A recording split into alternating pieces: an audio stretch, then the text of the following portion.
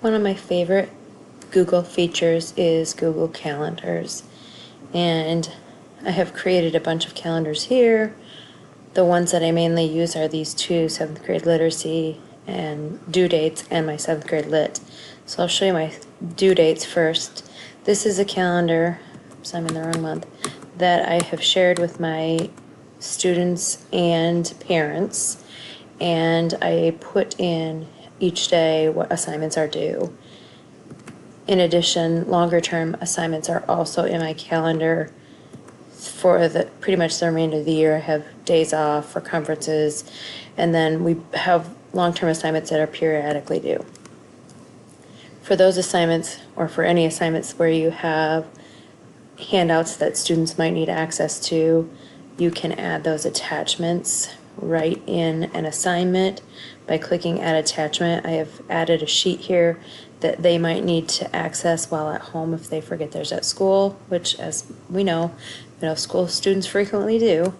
So to create an assignment or create something on the calendar, you just double click and it opens up. You create an event. I'm just going to do a generic due date, and you can set when it's due. You can put a location in. You can change the color if you would like. And then one of the important things is to make sure you're saving it in the correct calendar. Because I have other calendars, it will save in whichever calendar I want it to save into. So I have it saved here. So here is where it pops up. And if I toggle off of that one, this is my 7th grade literacy team calendar. This shows what we're going to be teaching each week. We use this when we do collaborative plan and meet together, and it allows us to kind of map out our weeks, what we're planning to teach, lets us divide and conquer who's going to be creating each lesson, and then it helps us stay on the same page. And we like to have ours color-coded, so our mini lessons are blue, small groups are green, so it's easy at a glance to kind of see what we're doing for each of those things.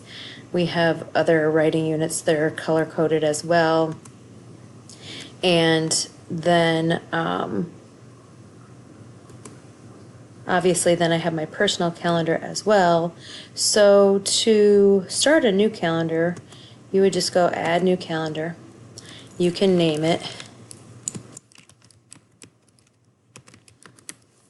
and then you're going to create it. Once you create that calendar, there are all kinds of settings that you can go into, and you can share it. So to configure, it allows you to automatically add all invitations to the calendar or not. You can decide whether you want that available.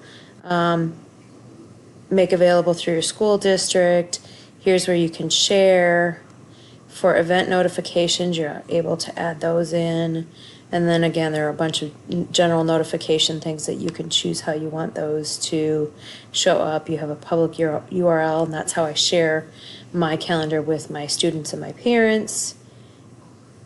And there's just lots of different features that you can play around with. But I really like using this because it allows me and my teammates to readily see everything that we have going on.